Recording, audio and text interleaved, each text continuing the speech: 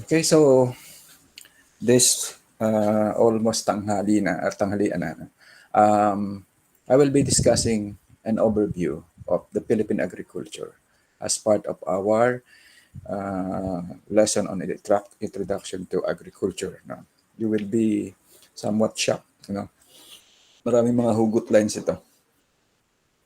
Right, so the Philippine agriculture today and the future. One of the things that I chose to present is a presentation made by Secretary Manny Piñol bago si Secretary Dar, itong panahon ni President Duterte. Si Secretary Manny Piñol ang humawak ng agriculture. But then, in the middle, nagpalit si Secretary Dar yung atin niya yung DA Secretary at si Manny Piñol ay sa development ng Mindanao nakalagay ngayon. And ito may mga hugot lines doon and I really like this presentation. So the mission is to have an available and affordable food for Filipino people.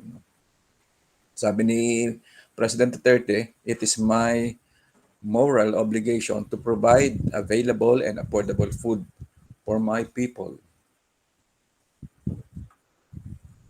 So to make food available, farmers and peasant folks must produce enough for 105 million Filipinos. I believe lampas na tayo ng 105, nasa 111 na yata million Filipinos in a country with a population growth of 1.9% every year. No? And to make food affordable, the cost of production must be brought down while the income earning capacity of the people must be raised. Itong mga nabanggit na mga statements nito ay vision. These are the things na gustong maabot ng isang presidente para sa kanyang bansa, pero these are practically everybody's desire. Lahat tayo itong gusto natin. Pero sad to say, doesn't translate into favorable results. No? Na ito sana mangyari. Pero yan yung gusto. This is the vision. What is the task is your mission. Paano mo gagawin? Ang mission mo paano mo i-deliver to. So this is the reality. No? From the DA Secretary, former DA Secretary himself. No? At merong hugot lines ito. Maraming hugot lines. No? We are a country of ironies. Pag sinabing irony, kabaliktaran, kakontra, no? Ironic. Parang sabi, sa kabaliktaran nito, no? Parang kabalintunuan. No? Other things ang nangyayari. Yun ang ibig sabihin ng irony. Like this one. Ano? The Philippines has 6 months of rains. Kailan ba nagsisimula yan? Maybe May, June, July, August, September, October. Yan. And is inundated by endless floods. Tama nga naman. Baha. But after 3 months of dry spell, we cry, water! Yan ang sabi. Kabaliktaran na. Ang ibig sabihin, daming ulan, tapos nga naman noon, bakit nihiyaw ka naman ng tubig? Sobrang daming tubig, tapos walang tubig. Irony. Another thing, the Philippines is ranked number 5 among the world's countries with the longest shoreline. Baybayin at 39,285 kilometers. But we are not the top fisheries, aqua and marine products producer. Ulitin ko. We are ranked number 5 among the world countries with longest shoreline, almost 40,000 kilometers, but we are not the top fisheries, aqua and marine products producer. In fact, we still import some fisheries and marine products and our fingerlings for the national fish, bangus, and shrimps, ini-import pa. Wow. Isipin nyo yun. Rice. Rice is our staple food, and the foremost research body for the crop, the International Rice Research Institute, IRI, based in Los Baños, Laguna, katabi ng UPLB. Yet, we are one of the biggest importers of rice in the world.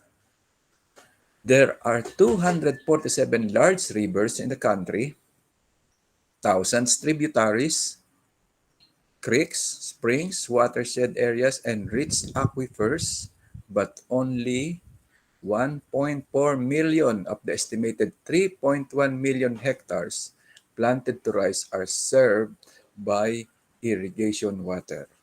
Figures yan. Here's another thing. The Philippines is a land of verdant plains. Kapatagan na maraming verdant fields. Pag sinabing verdant fields, ano yan, sariwang-sariwa, fresh, at good for rich in natural resources and lush vegetation, ideal for annual feeds. But we are heavy importer of beef, and 99% of dairy and milk requirements come from foreign lands.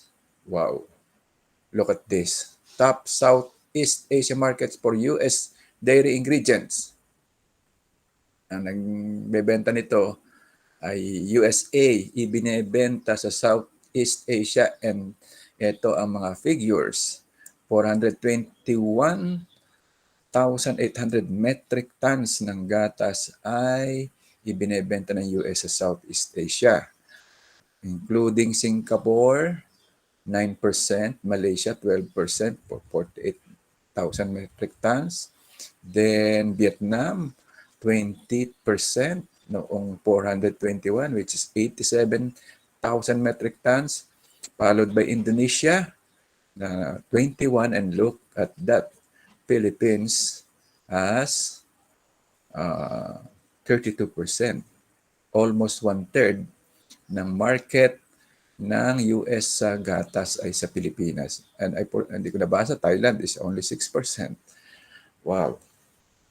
In a word, everywhere, 421,800 metric tons of US dairy ingredients are exported to Southeast Asia, ayan, Philippines, ayan, and 3/4 of US dairy ingredients to the region.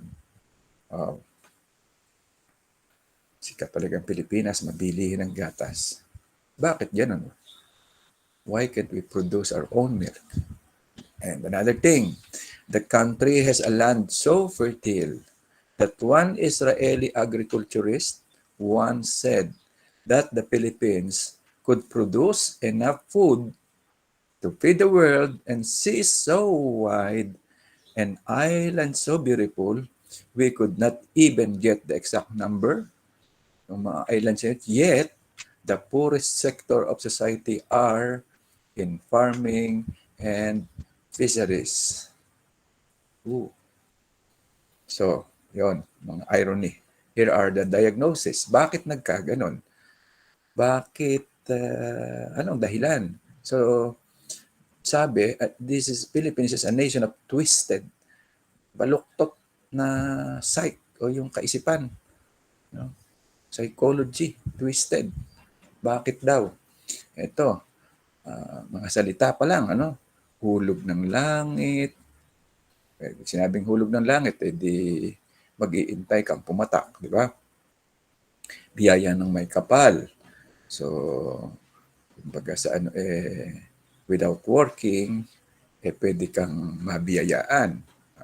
These are phrases which indicate the kind of mindset Filipinos have.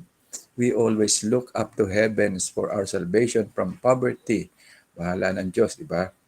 Alam ng Diyos ang dapat niyang gawin. We always hope that one day the blessing would fall from the heavens and bring relief to our sufferings as a Filipino. Parang ito nagsasabing, even without hard work, pag sinuswerte ka, pagkakapera ka, parang ganyan. So it is a twisted sight. In agriculture and fisheries, this mindset is reflected at how we lap up every new product. An idea presented to us in glowing anecdotes and narratives. Napakaraming kwentong nangyari kung saan yung ating mga sinimulang eksperimentong maganda sanang kalalabsan, nakakatawa ang ending. Look at this. And doon kung narinig nyo na ito, golden kuhol. No? The golden kuhol or snail was introduced to the country as a priceless source of protein. Kasi ang kuhol taga, nakakain yan eh. Pwede ang gataan, masarap yan. And the first recipients of the breeding materials from overseas did not even want to share it. Ako, pinag-ano pa nga yan eh. Kaya golden eh. Parang tinatago pa. Gusto nila sila ang magparami para maibenta. Nung dumami naman. Yan, ang nakikita niyo kulay pula, itlog yun sa mga palayan. Today, it is a pest to the rice farmers at hindi kinakain ng mga tao. Source of protein. Okay? Itinago pa para sila makabenta. Another thing, Jatropa. Itong puno na ito ay Jatropa. Ito ay nakikita lang sa mga tabindaan. Receive 1 billion peso support fund supposedly because it promised a rich source of biodiesel, nakakakuha ng oil dyan which would earn millions for farmers. It ended up as a big palpak, and earned the anger and ire of farmers who felt they were duped. Pinapagtanim tapos siguro walang bumibili. Wow. A list of expensive but fruitless experiment is long. Cotton, rami. Yan, ito yung rami. Para ko ng fiber dyan. What else? Asian carp. Sa Pasig River, hinuhuli ang maraming nahuhuling Asian carp. Karpa, kung tawagin yan. Ano? Ang tilapia, pamilya ng karpa.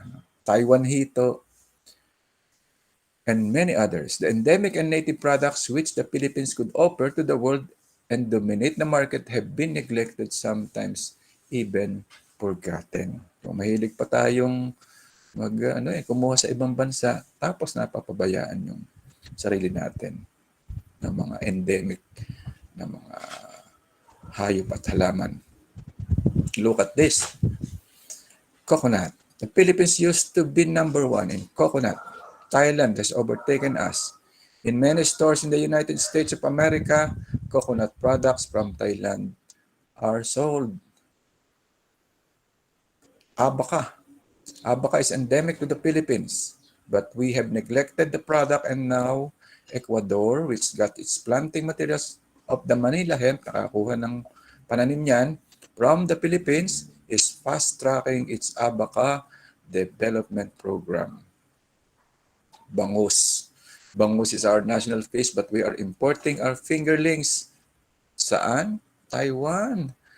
Worse, we are losing the foreign market to them when our bangus is described as by foreign buyers as best in quality.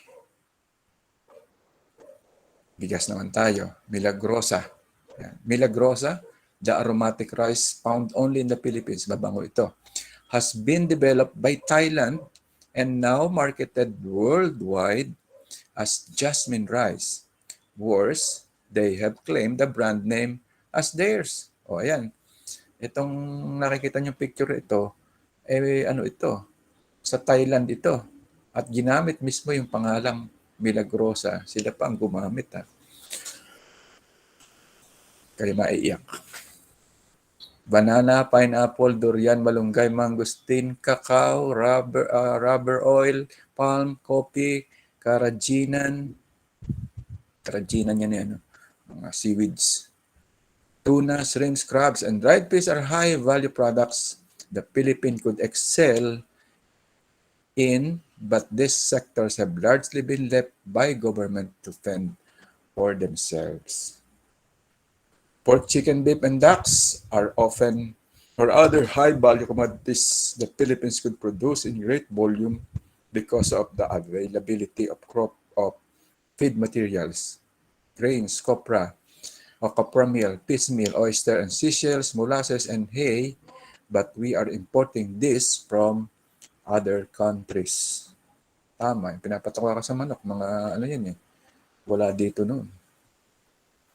Mga grains. Here are infographics. Value of production in Philippine agriculture and fisheries second quarter of 2021 using the 2018 prices as constant. We're down by negative 1.5%, all agriculture. Crops is up by 3.1, but livestock is down by negative 19.3%. Poultry is up by 2.5 and fisheries is down. Ang nakahatak ay livestock. No? At current prices, agriculture 503.3 billion is up at 7.2%. Crops is up also 1.9. Then livestock up uli. No? Poultry 13.9 up naman sila. At current prices. Yung kung pagbabasehan mo yung 28 down. But at current prices, lahat ay up. Why? Because yung prices kasi may kasamang inflation yan. Right? So, percent distribution of value of production, ayan, merong constant prices. Sa economics kasi yan, dyan pinagkukumpara kung magbabasihan mo yung 3 years ago or 2 years ago. No? So anyway, these are from Philippine Statistics Authority. What else? So this again is ito yung another view, mas bigger view, right? Yan. Mga down, down, down. Not a good indication. Poultry and fisheries are down. And 21 prices is another view, no? Where below ground, yan. Kasi ay nang guhit no? Yung yellow na yan, ang lalaki ng livestock ang nagka-problema. Kayo pa naman yata kung ano ang papasukan yung crops or livestock, maybe you can help and augmenting our livestock industry, right? Again here, these are some of the plans in transforming Philippine agriculture. Most notably here is the industrialization, consolidation, modernization, industrialization, and professionalization. In anything that will happen to you in the next 3 or 4 years, dito kayo papasok sa professionalization where you will be having an agricultural career, education, young youth and women engagement, and doing business, ease of doing business. So, yan yung inyong mga kakaharapin. There are what they call a farming system. This one is provided by foreign firm, but this is the farming system na ginagamit. You have the traditional, no? You have the semi-commercial, either it is a cropping system or mixed cropping.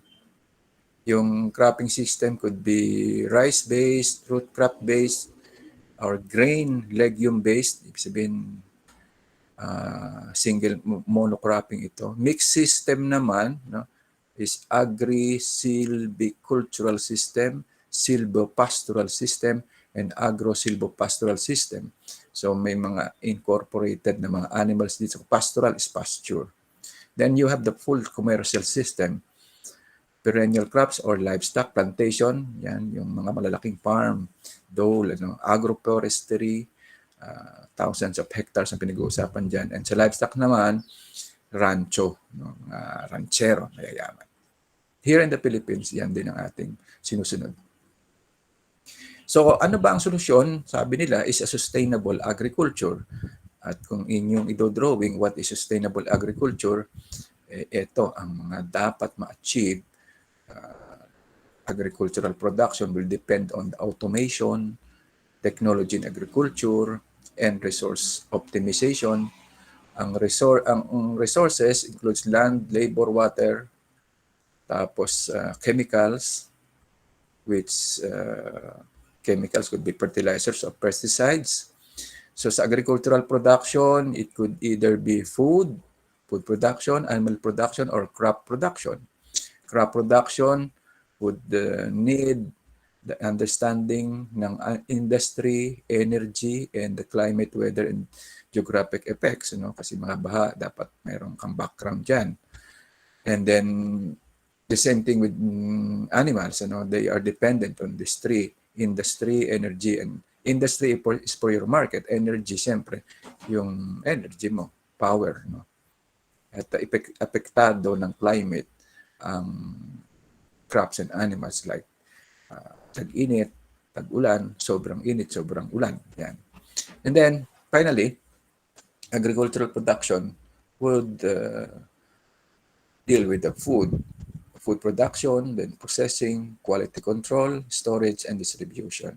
If we are going to come up with a very good drawing or understanding kung ikipapasok sa farming, dito ka rin titingin. You need to focus your attention on the totality para maging sustainable ang agribusiness mo. So sa Pilipinas kasi, maraming malalaking farm pero ito pag-aari ng mga malalaking kumpanya at yung mga small farmers are called smallhold farming. At diyan naman tayo nakatutok kasi yung mga big farms may sarili na yung mga technicians, at mas marami yung small farmers. Sa small scale new business ideas, marami naman yan. You could either engage in growing mushrooms, even pre-range chicken, high-value vegetable production, home-based food processing. These are few na pwedeng pagsimulan as a small scale. Here are other pictures of what you can do. And ang isang sinasabi dito sa mga programa, i-develop yung agro-industrial. Ano ba yung agro-industrial? Merong farm, tapos may pagdadalhan ng harvest sa farm na ipaprocess sa mga agro-industrial economic zones into improved products, mga naka-bottles, naka-package, at tapos siya ay ended up sa mga distribution channel. So ito yung isang sinasabi na isang dapat na magko-contribute. Like this one, this is Picong Freeport. Nasa Davao ito. The Picong Agro-Industrial Economic Zone has an indicative area of 400,000 square meters and developed land about 280,000 square meters. It shall be classified as an agriculture-based industrial ecozone and will focus on the processing of agricultural and aqua marine.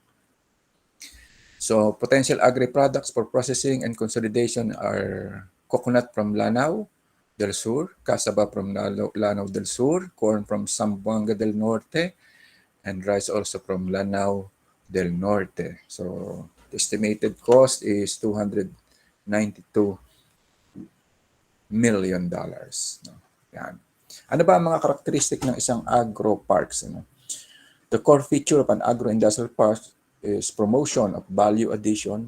Kunyari ito pinya, ikakan mo siya through processing, manufacturing, and storage of food, feed, and biofuels. So ito pinapaganda para sa consumption. Pwedeng juices, okay, itong mga isda ay pwedeng sardinas yan, and ito nga, nabanggit natin yung milk na kulang tayo dyan, and so on and so forth. So this is the guiding development framework ng Pilipinas for agro-industrial modernization framework. Model farms, manufacturing of goods, equipment, input, supplies, equipment, food outlets, industrial parks, credit, research, transport, etc. Farm depot for machineries, agricultural input, management services. Yan ay dapat naka-in place sa Pilipinas at normally the top management, mga plan, sa top level ng ating gobyerno, ito ang kanilang framework for the Philippines. No? Philippine Agriculture, I mean. Now, let's look at the profile of Filipino farmers. Sino ba itong mga pinag-uusapan natin mga tao? Tayo ba ito? Kayo ba ito? No? Let's look muna sa statistika. No? This is provided by PSA or the Philippine Statistics Authority. Kaya lang 2015 ang data. That's drastically changed. No? So, ang age ay 55 years old ng mga farmers and 20% of farm workers in 2015 were 55 and above. Compared doon sa nagtatrabaho sa industry, yung 55 years old and above ko, konti, 9% lang. Pero sa services, marami pang matatanda. Yan yung mga services sa education, sa health services, mga hospital, yan pwede. Sa industry, kasi dapat bata-bata dyan. Hindi masyadong tumatanggap. Yung mga inabutan lang, yan na tumanda, pero you will be accepted as a young person dyan sa industry. And then, sa sexuality naman, no, female, kukunti ang nagwo-work sa field, sa agri, 1 out of 4. Samantalang sa services, 2 out of 4. Industry, 1 out of 4. Education, sa agriculture, ang nag-i-engage sa agriculture, 3% lang yung college graduate, 26% college level, 33% elementary, and high school 38%. So, less educated, less formally educated ang nasa agriculture compared sa industry and services na at 11 and 7%.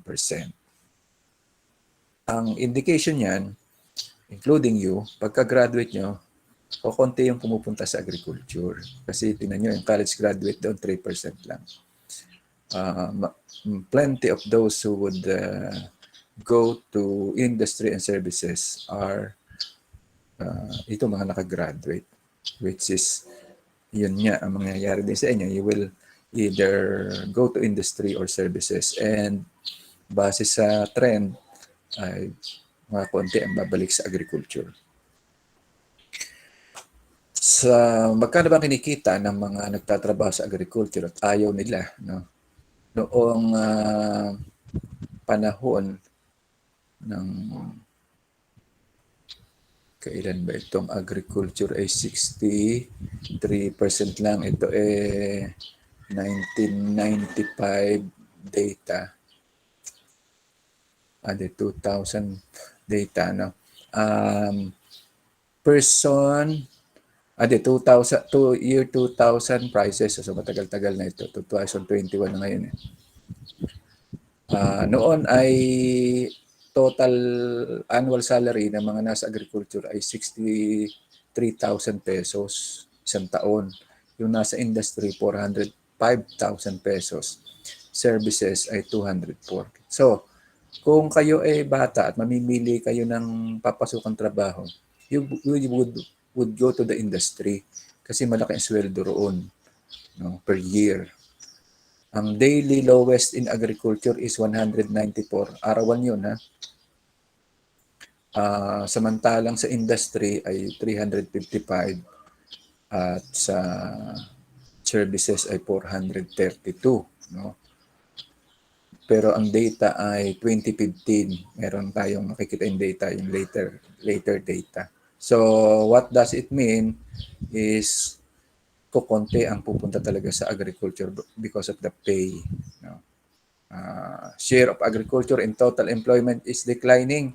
Ayun na naman dati, 1995, 43.5% ang nagtatrabaho sa agriculture. Noong 2015, 29%. Industry the same. Ang tumataas, dumadaming lumilipat, siyempre, mas prepared sa services. This one is, ito yung update ng sweldo. Ngayon naman ay 335 na sweldo ng mga per day ng agricultural worker. Pag lalaki. Pag babae, 305. Unfair, di ba? Kaya nga may mga God eh. Sabi kasi, mas marami nagtatrabahong lalaki being a stronger sa dalawa, no? Tapos tiningnan din, iba-iba pala ang sweldo, depende sa plantasyon. Pagka palay, 356 ang per day. Average 351. Kung coconut naman, 339, mas mababa ang coconut. Pagka corn, mas mababa pa rin, 294. Ang sugarcane ay 311 per day. Yan. May binat enough. Ang problema rin dyan, yung kung ikaw ano papasweldo ng tao, malaki-laki rin ang iyong labor cost. Kung ikaw ang may-ari ng farm, yan ang iyong magiging cost per day. Same thing here sa coconut, 317. Tapos, regional wage rates, man labor, iba-iba kasi ang ang wage rate iba-ibang lugar, ano. High doon sa green, yan. Cagayan, yan. Moderate dito sa bandang Metro Manila kasi wala namang farm worker dyan. The highest na mga bayad sa per day ay 3,200 per day kung yung tao ay may sasakyan o may kabayong panghakot.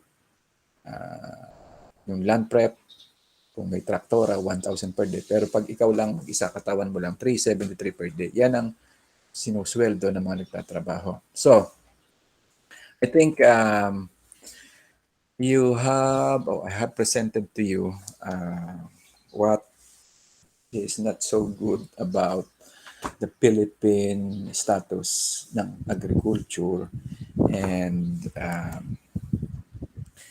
hindi siya kaaya-aya. No?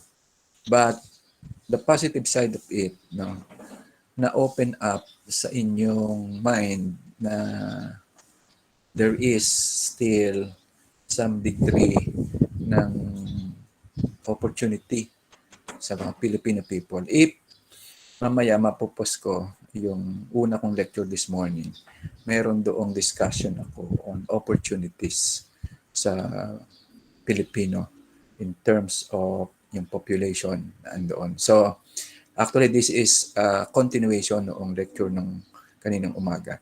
And I will post it. You watch it muna yung isa, then ulitin nyo ulit ito for a better grasp of everything. I think I will be checking if this is the final presentation. Mayroon pa palang isa. Mayroon pang isa na yun yung final na pala. Final presentation, which is the programs ng ano ang dapat gawin ng agriculture. Alright, so this is a shorter version ngayon. Not less than 35 minutes lang tayo ngayon.